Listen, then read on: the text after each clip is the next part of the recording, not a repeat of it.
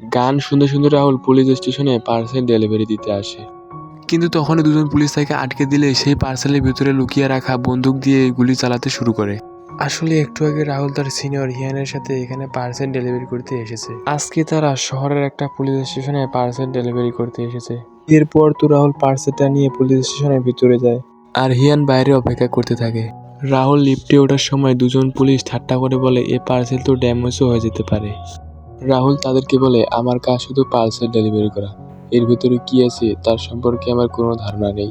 তো এরপর রাহুল পার্সেল নিয়ে 4 তলায় চলে যায়। আর এখানেই মূলত এমন একজন সাক্ষীকে রাখা হয়েছিল যার সাক্ষীর জন্য অনেক বড় একটা গ্যাংস্টারের সাজা হবে।